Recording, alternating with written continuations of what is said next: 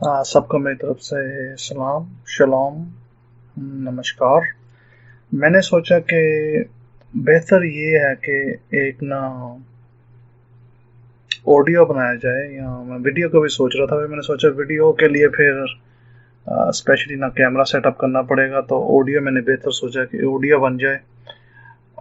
अपनी हिंदी ज़बान में हो गया, उर्दू स्ट्रोक इंग्लिश मिक्स में बन जाए, जिससे ना बहुत सारे लोगों की हेल्प हो सकती है।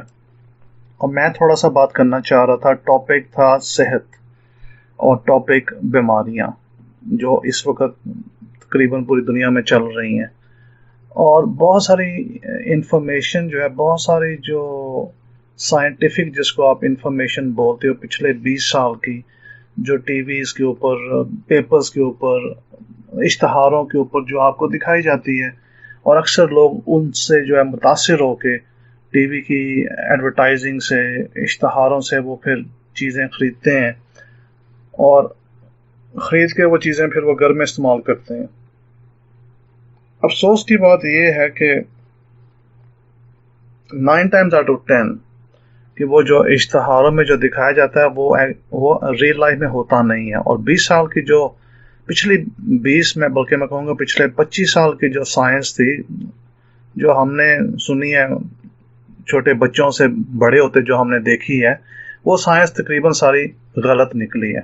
टोटली फॉल्स, इनएक्यूरेट आप कह लो, फॉल्स कह लो, या आप ये भी कह लो कि उसके पीछे जो जितनी भी रिसर्च थी वो गलत थी, यानी कि वो ठीक नहीं निकली है। अब ये खुद जो है मॉडर्न जो साइंस है, वो खुद कह रही है कि पिछली रिसर्च जो थी उसमें प्रॉब्लम्स थी, फ्लॉज थे, और जो मॉडल्स यूज़ किए गए थे वो ठीक नहीं थे। बहरहाल अभी भी वो आपको पूरी तरह सब चीज़ें नहीं बता रहे हैं, अभी भी बहुत कुछ हाइड किया जाता है लोगों से, और लोगों को नहीं पता है, बहुत सारे लोगों को, कि क्या चीज़ ठीक है क्या गलत है। लिहाजा इसलिए ये अभी सब्जेक्ट इसलिए आया है कि बहुत सारे लोग जो हैं मुतासिर हो रहे हैं बीमारियों से। ख़ास तौर पे जो है डायबिटीज़ की बीमारी हो गई, उसके बाद हार्ट डिजीज़ हो गई। सबसे नंबर वन किलर इस वक्त जो बीमारी है, आप शायद सोचेंगे कैंसर सबसे नंबर वन किलर है, लेकिन कैंसर नंबर वन किलर नहीं है। सबसे नंबर वन जो बीमारी इस वक्त लोगों को ख़त्म कर रही है, ज़िंदगी उनकी ख़त्म कर रही है, वो एक्चुअली ये बीमारी है, इसकी हार्ट अटैक की, हार्ट डिजीज़। सबसे नंबर वन किलर डिजीज़ ये है वर्ल्ड वाइड, आप कह सकते हो। और कुछ मुल्कों में ज़्यादा, कुछ मुल्कों में कम। और वो फिर आ जाता है आप खुराक किस तरह की खाते हो और किस तरह की नहीं। उसके बाद सेकंड नंबर पे आप दीगर बीमारियां आ जाती हैं, जैसे डायबिटीज़ हो गई, और दूसरी जो बीमारियां चल रही हैं, कैंसर वगैरह, ये वो उर्लम परलम। But the main main disease, main killer जो है इस वक्त हार्ट डिजीज़ है, किसी शक्ल में भी। आपने सुना होगा कि कोई बंदा सोया रात को, कोई औरत या कोई कोई मर्द रात को सोया है, और सुबह वो उठा ही नहीं है, या उसको सोए सोए हार्ट अटैक हो गया, या उसको जो है चलते फिरते हार्ट अटैक हो गया, और वो बेचारा जो है इंसान बचा ही नहीं है। मैंने जब मेडिकल स्टडी की थी, मेरे जो डॉक्टर थे, जो मेरे उस्ताद थे, तो उन्होंने मुझे एक चीज़ बताई थी बड़ी इंटरेस्टिंग। मैंने जब मेडिकल लाइन में स्टडी की है, उन्होंने मुझे एक चीज़ बताई थी कि सबसे जो डेंजरस टाइम है हार्ट अटैक का, तो आप यकीन नहीं करेंगे कि बड़ी हैरानगी की बात है, मैं सुन के उस वक्त बड़ा हैरान हुआ था कि ऐसी चीज़ है। तो उन्होंने मुझे बताया था कि सबसे जो डेंजरस टाइम है हार्ट अटैक का, वो सुबह के 7 बजे है, द मोस्ट डेंजरस टाइम। तो मेरे उस्ताद जो थे वो पारसी थे, पर्शियन थे, बड़े अच्छे डॉक्टर, काफ़ी हाई लेवल के डॉक्टर थे इंग्लैंड में। तो उन्होंने जब ये मुझे सिखाया, तो मैंने उनसे पूछा कि 7 o'clock क्यों रीज़न है हार्ट अटैक का, why not 10 o'clock, why not 12 बजे, या दोपहर को 2 बजे, या शाम को 6 बजे, सुबह 7 बजे क्यों? उन्होंने फिर जिक्र किया कि इसकी वजह ये है कि सुबह जब इंसान सो के उठता है, तो जब वो सो के उठता है उस वक्त बॉडी ने दोबारा, सारे बॉडीज के सिस्टम ने दोबारा रीस्टार्ट होना है। और जब आप सुबह उठते हो, तो जब सारा बॉडी का सिस्टम रीस्टार्ट होता है, अगर आपके जिस्म के अंदर कमज़ोरी है, या कोई किसी चीज़ की कसरत है जो कि नहीं होनी चाहिए, तो फिर क्या होता है कि वो सिस्टम स्टार्ट नहीं हो पाता है, सिस्टम स्टार्ट होने से पहले ही क्रैश हो जाता है और जिसकी वजह से हार्ट अटैक आ जाता है। ये उस तरह आप समझ सकते हो कि जैसे हम खड़ी गाड़ी को स्टार्ट करते हैं तो स्टार्टिंग पे जो गाड़ियाँ ज़्यादा पावर लेगी और ज़्यादा पावर लेगी, और अगर तो सारा सिस्टम ठीक है तो गाड़ी स्टार्ट हो जाएगी, अगर कहीं फॉल्ट है तो या तो गाड़ी स्टार्ट नहीं होगी, तो यहाँ वो जो है ना प्रॉब्लम देगी। इस तरह आप समझ लें। अभी हमारी जो बेसिक जो इंडियन पाकिस्तानी या बरसगीर की जो कुकिंग है, हमारी बेसिक कुकिंग में जो है जो चीज़ हम इस्तेमाल करते हैं स्पाइसेस मसालों के अलावा, वो है तेल। कौन सा तेल हम इस्तेमाल करते हैं? मैं भी आपको मज़ेदारी की एक बात बताता हूँ। मज़ेदारी की बात है, इट्स वेरी इंटरेस्टिंग, और आप सुन के हैरान भी होगी, और ये आपको एक यानी कि एक इंफॉर्मेशनल बात है ये। मैं एक वीडियो देख रहा था एक चैनल के ऊपर, और वो वीडियो दिखा रहे थे कुछ जो कि कामयाब पाकिस्तान के कुछ लोग हैं, बिजनेसमैन जो हैं, और मैं अभी नाम नहीं उनका लेना चाहता, अच्छे इंसान हैं जो भी हैं वो, लेकिन वो दिखा रहे थे कि वो ना अपने नाश्ते में और अपने दोपहर के खाने में देसी मुर्गी खाते हैं, और वो देसी मुर्गी मंगवाते हैं मियाँ वाली से। और लाजमी बात है कि उनका जो कुकिंग का तरीका है या जो भी है वो अपने लिहाज से उसको पकवाते हैं और फिर खाते हैं अपने उधर फैमिली में बैठ के या दोस्तों में बैठ के। तो अच्छा लगा कि अच्छी बात है कि वो देसी मुर्गी खाते हैं और खा सकते हैं। अल्लाह उनको तौफीक करे और उनके नसीब में और भी ज़्यादा देसी मुर्गियाँ करे, कोई टेंशन नहीं है। यानी कि ये जो शख्स है, ये शख्स को अपनी सेहत का ख्याल है, उसमें से देखने से ये पता चलता है कि शख्स को अपनी सेहत का ख्याल है, और ख़ास तौर पे अपने गांव से वो देसी मुर्गी मंगाते हैं। और देसी मुर्गी आप जानते हैं कि जिसको हम ऑर्गेनिक या रोमिंग चिकन बोलते हैं अंग्रेज़ी में, तो उनमें ये होता है कि उनके अंडे भी अच्छे होते हैं, उसके बाद उनकी जो परवरिश है वो जो है ना 4 हफ्तों में नहीं होती है, फास्ट तरीके से, और वो सेहत के लिए अच्छी होती हैं जनरली स्पीकिंग। इसलिए वो मुझे अच्छा लगा कि हाँ ये अच्छी बात है। और लेकिन मसला ये है कि हर बंदा जो है पाकिस्तान में जो है हर बंदा देसी मुर्गी नहीं अफोर्ड कर सकता है। जब मैं वहाँ पे पाकिस्तान में था, तो जब मैंने एक दफ़ा मैं गया देसी मुर्गी लेने, ये कबल पेट्रोल की प्राइसेस बढ़ने से पहले की बात है, मे बी 4 महीने पहले की बात है, 3 to 4 months ago, कि वहाँ पे देसी मुर्गी का गोश्त उस वक्त 900 रुपये किलो का मिल रहा था, 900 रुपीज़ किलो। तो 900 रुपये किलो का गोश्त हर बंदा अफोर्ड नहीं कर पाएगा उधर। अभी मुमकिन है कि अभी 900 से हो सकता है कि 1100-1200 पे चला गया हो, क्योंकि अभी रिसेंटली मुझे पता चला था कि पेट्रोल की कीमतों में इजाफा होने के बाद छोटा गोश्त जो 1800 रुपये का हो गया, और जो गाय का गोश्त है वो तकरीबन यानी 700 रुपीज़ आप लगा लो। और मुर्गी का गोश्त मैंने सुना था कि चूज़े का जो गोश्त है वो चूज़े का तकरीबन 500 के करीब जा रहा है। बेसिकली महंगाई जो है ना, जो आपके सामने है वो जो चल रही है, ऑब्वियसली ये खाली पाकिस्तान का फिनोमेना नहीं है, ये वर्ल्ड वाइड ये चीज़ें चल रही हैं, पूरी दुनिया में महंगाई चल रही है इंक्लूडिंग अमेरिका। अभी मसला आ गया कि चलो हम देसी मुर्गी ले लेते हैं। मैं भी आपको एक बड़ी मज़ेदार की बात बताऊंगा देसी मुर्गी की। आप देसी मुर्गी ले लो, आप उसको घी में पकाओ, ठीक है, घी में पका के खाओ। इफेक्ट क्या होगा? मुर्गी की तो अच्छी है, वो तो आपने अच्छी सोर्स से ली मुर्गी, यानी कि आपने ऑर्गेनिक या रोमिंग चिकन जिसको हम बोलते हैं, आपने रोमिंग चिकन ली, यानी कि वो केज बर्ड नहीं है कि उसको मतलब कि फास्ट तरीके से नहीं उसको पाला गया, उसको खुराक दे के 3 हफ्ते में बड़ा नहीं किया गया टेक्निकली। लेकिन मसला पता है कहाँ पे आएगा? आप देसी मुर्गी को अगर आप तेल में पकाओगे या डालडा में पकाओगे तो आप फिर भी बीमारी आपको लगेगी। उसकी वजह क्या है? क्योंकि जो डालडा है, तेल, किसी किस्म का भी तेल, एनी लिक्विड ऑयल, उसमें जो है ना सबसे बड़ी प्रॉब्लम क्या होगी कि हर तेल के साथ बर्निंग पॉइंट होता है। तो बर्निंग पॉइंट जो होता है वो हमें बताता है कि तेल का जो है हीट पॉइंट क्या है, यानी कि किस पॉइंट पे जाके तेल जो है ना उसके जो वो जो नेगेटिव असरात नज़र आते हैं जिसको हम ट्रांस फैट्स भी बोलते हैं, कि ट्रांस फैट जो है ना वो ट्रांसफॉर्म में हो जाते हैं तेल से, और ट्रांस फैट से पॉलीअनसैचुरेट्स जो होते हैं, और ट्रांस फैट्स, ये जो खास तौर पे ट्रांस फैट जब ट्रांसफॉर्म होते हैं तो ये ट्रांस फैट्स कैसे आपके जिस्म को नुकसान देते हैं। तो ये तकरीबन सारे जो तेल है ना, सारे ये ट्रांस फैट्स में एक सर्टन हीट के ऊपर जाकर ट्रांसफॉर्म करते हैं, यानी अपने हीट पॉइंट पर जब पहुंचते हैं उस वक्त ये जाके ना ट्रांस फैट में तब्दील होते हैं, और फिर ये जिस्म को सख्त नुकसान देते हैं। चाहे आप देसी मुर्गी पकाओ, चाहे आप वलैती पकाओ, तो चाहे आप जो मर्जी मुर्गी बनाओ, they become hazardous to your health. यानी आप 900 रुपए की या 1000 रुपए की किलो मुर्गी लेकर डालोगे, तो वो 1000 रुपए की मुर्गी अगर आपका तेल ठीक नहीं है तो वो फिर भी आपके लिए किलर है, बहुत मस्त, यानी कि बहुत ही मज़र है आपके लिए। तो जैसे मैं आपसे बात कर रहा था कि ये जो सैचुरेटेड फैट्स होती हैं, ये फिर जब बन जाती हैं ट्रांस फैट्स, तो ये बड़े नुकसान देती हैं।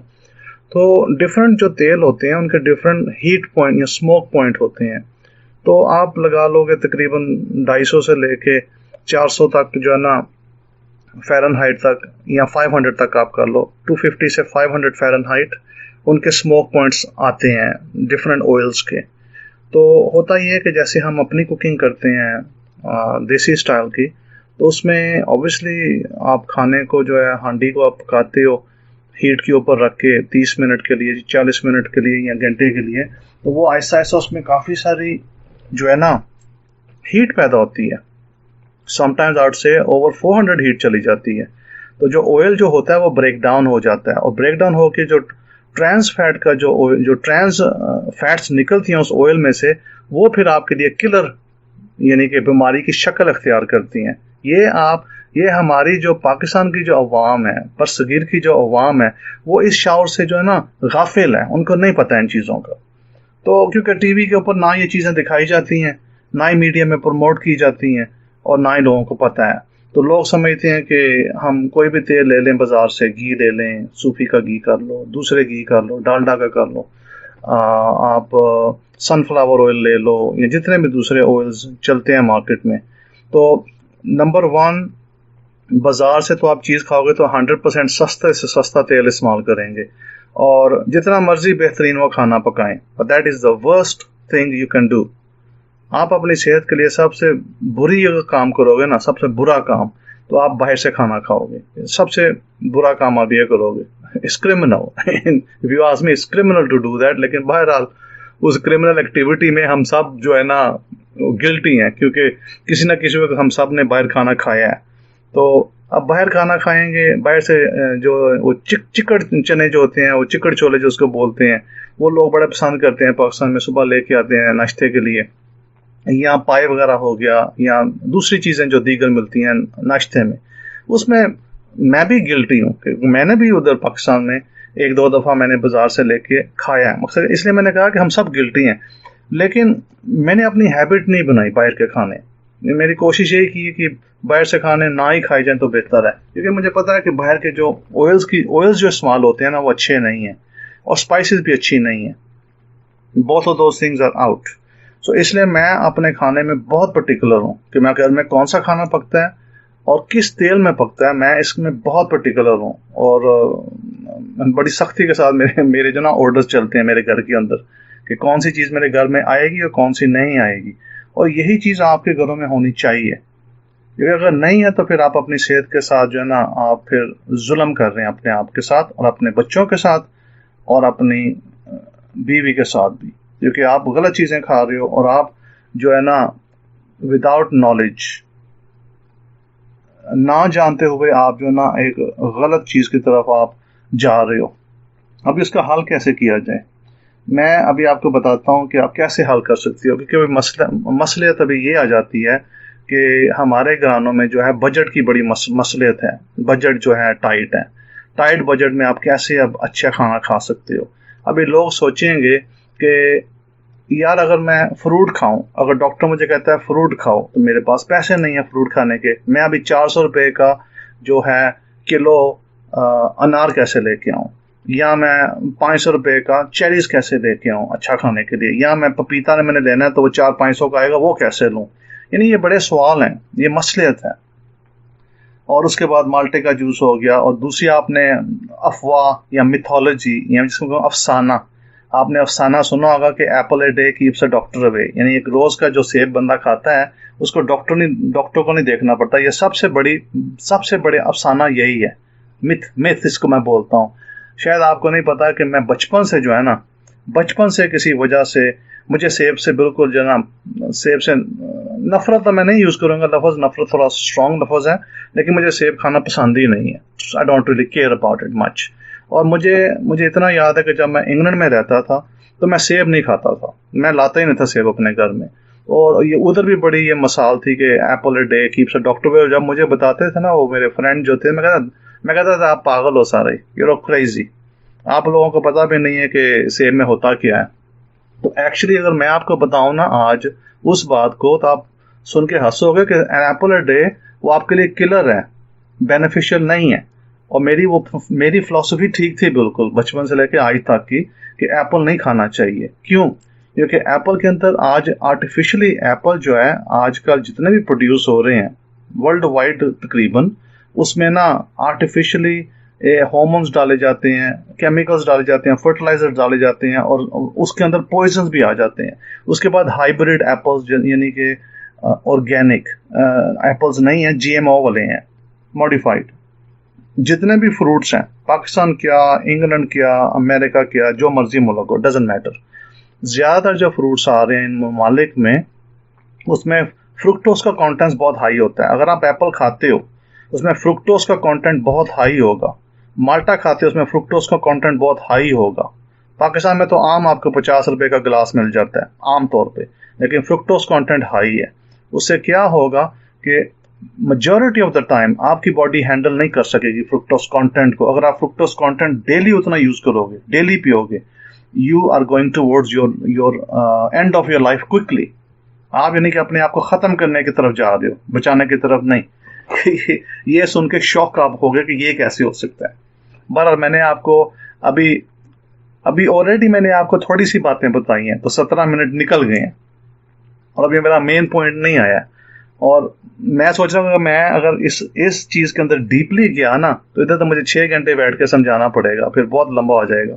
Is not, I can't do that, possible नहीं है कि मैं आपको सारी चीजें एक ही लेक्चर में समझा सकूं। लेकिन इतना समझाना जरूरी है कि आप कोशिश ये करो कि आप जो है ना जितने तेल हैं वो अवॉइड करो, और आप कोशिश ये करो या तो आप देसी घी में पकाते हो अपना खाना, वेल एंड गुड, अगर आप देसी घी में पकाते हो। अगर देसी घी आपको नहीं पसंद है कि वो स्ट्रांग होता है या उसकी आपको स्मेल नहीं पसंद है, तो फिर आप कोशिश ये करो कि आपके पास 2-3 और चॉइसेस हैं। एक चॉइस ये है कि जो पठान इस्तेमाल करते हैं इधर पाकिस्तान में, पेशावर में, केपीके में, कि वो जो है ना गाय का लेते हैं, गाय की चर्बी, और वो अपनी कुकिंग जो है ना गाय की चर्बी में करते हैं। और बेहतरीन जो है ना फैट गाय की चर्बी है, बेहतरीन फैट है, और वो आप जो है ना वो आप अपनी कुकिंग के लिए इस्तेमाल कर सकते हो। लेकिन वो कन्वीनियंट नहीं है। कन्वीनियंट से मराद के हर बंदे के लिए वो अवेलेबल नहीं है। पाकिस्तान में तो चलो आमतौर पे आपको फैट मिल जाएगी, आप अपने कसाई के पास जाओगे, उसे बोलोगे यार मुझे फैट दे दो, जो चर्बी है वो मुझे दे दो, आप घर जाकर उसको पकाओगे, उसमें से आप तेल निकाल लोगे। या अगर आप दूध खरीदते हो तो आप दूध में से जो आप ना मक्खन बना लोगे या देसी घी बना लोगे। ये चॉइसेस आपके पास पाकिस्तान में हैं, लेकिन बाहर हमारे पास ये चॉइसेस नहीं है। बाहर नहीं हम कर सकते इस तरह के काम। लेकिन बाहर जो है हमारे पास चॉइस ये है कि हमें एक बड़ा अच्छा एक मिलता है, फैट मिलती है। फैट उसको इधर 2 तरह की फैट मिलती है। एक मिलती है लार्ड जो होती है फैट, वो बनती है इससे, पिग से, लेकिन पिग हमें हराम है तो हम पिग खा नहीं सकते, इसलिए हम वो नहीं लेते। हम लेते हैं फिर दूसरी वाली फैट जो मिलती है, वो मिलती है गाय की, उसको बोलते हैं टैलो इंग्लिश में। तो टैलो जो फैट है वो प्योरली गाय से बनी है, और हमें फायदा ये है यहाँ पे कि इधर मिलावट नहीं है, और हमें ना ग्रास फेड, यानी कि जो गाय भैंसें इनकी ग्रास के ऊपर यानी कि नेचुरल तरीके से जो बड़ी की गई हैं, जिनको इंजेक्शन नहीं लगे हैं, तो ऑर्गेनिकली जिनको बड़ा किया गया, वो उनकी वो बना के बेचते हैं। थोड़ा सा महंगा जरूर आता है, बट दैट इज बेहतरीन किस्म का जो है ना वो कुकिंग फैट है, बेहतरीन किस्म की, और वो हमें यहाँ पे दस्तयाब है। तो पाकिस्तान में ये है कि आपको अपने कसाई के पास जाना पड़ेगा, उससे बोलना पड़ेगा, तो आप उससे तैयार कर सकते हो और उसमें आप कुकिंग करोगे अपनी। अभी ये होगी one type of cooking. Second आप ये करोगे कि सेकंड जो कुकिंग आप कर सकते हो, आप अपनी कुकिंग में यूज करोगे कोकोनट ऑयल, गिरी का तेल। बेहतरीन है। अगर आप गिरी का तेल आपको नहीं पसंद है, किसी वजह से उसमें स्वीटनेस ज्यादा है या स्मेल की प्रॉब्लम है कोई, तो फिर आप अपनी कुकिंग जो है ना, आप अपनी कुकिंग करो इसमें बटर में। बेहतरीन कुकिंग आपकी होगी बटर में। थोड़ा सा महंगा जरूर आएगा, लेकिन आपकी सेहत बेहतरीन होगी बटर के साथ। बटर, कोकोनट ऑयल, और उसके बाद देसी घी हो गया, या आप अगर चर्बी ले सकती हो गाय की, तो चर्बी से आप तेल निकाल सकती हो। फ्रेश जो निकलता है उसको आप निकाल के बोतल भर लो, और बोतल भर के वो आप तेल यूज करो। उसकी स्मेल खत्म करने के लिए आप उसको गिरी में मिक्स कर लो। गिरी उसमें आप 2-3 काटो, उसको हीट अप करो गिरी में, गिरी उसकी स्मेल खींच लेगी। उसके बाद उसको आप जो है ना छान लो, छान के आप बोतल में ठंडा करके रख लो। ठीक है, कोशिश ये करनी है कि बोतल प्लास्टिक की ना हो। ठीक है, बोतल जो है ना आपकी मस्ट बी, बोतल आपकी डार्क हो, या तो ब्राउन कलर की हो, या तो ब्लू कलर की हो, या नॉर्मल शीशे की हो, लेकिन धूप में नहीं रखनी है, यानी कि एक छांव वाली जगह पे रखनी है, ठंडी जगह पे। तो अगर आप फ्रिज में रखते हो तो सिर्फ आपका डिसएडवांटेज ये होगा कि वो जो उसमें जो जो फैट होगी, घी जो होगा पकाने वाला, वो मतलब कि वो बैठ जाएगा, पक्का हो जाएगा, और वो फिर बोतल से निकलना मुश्किल हो जाएगा। हाँ, अगर दूसरा बर्तन होगा, अगर आपके पास दूसरा बर्तन है, जिस चौड़ा बर्तन है, तो फिर आप उसको चमचे से निकाल सकते हो। That is the best fat you can eat. ठीक है, अभी इसमें वजूहत क्या है, मैं अभी जो है ना 21 मिनट्स का मेरा लेक्चर हो गया।